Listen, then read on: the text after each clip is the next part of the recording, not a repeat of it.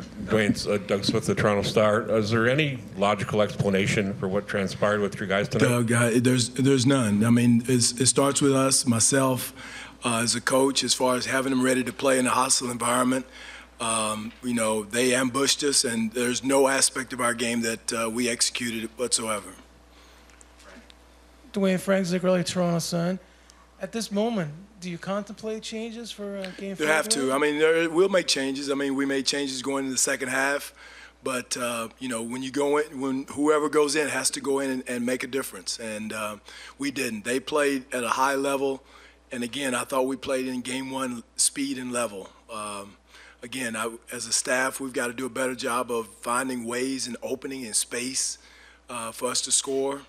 I thought we went back to not moving the basketball the way we did in Game 1, and it got away from us tonight not doing that. And then it carried over to the defensive end.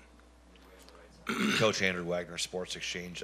Was there something that the Bucks are doing that you guys weren't expecting when you put together your game plan for this? No, they're shooting the ball at a high level.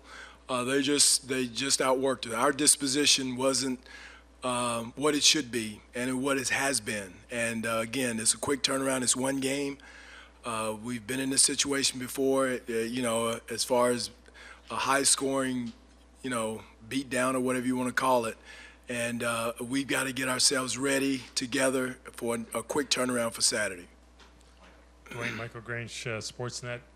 How do you convince your guys that they can change their performance? I mean, twice, 2 halves now, they've played 24 minutes with just 7 field goals.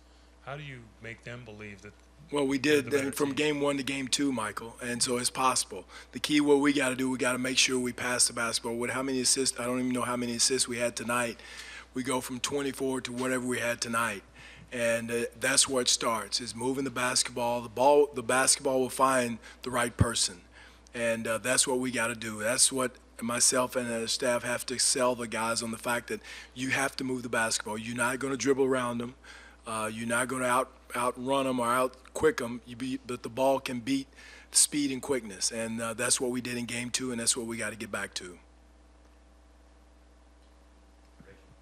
Rachel Brady from the Globe and Mail.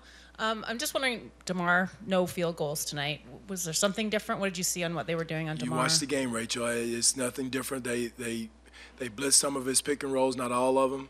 And again, I've got to do a better job of finding him spacing openings where he can vault up and use his scoring ability.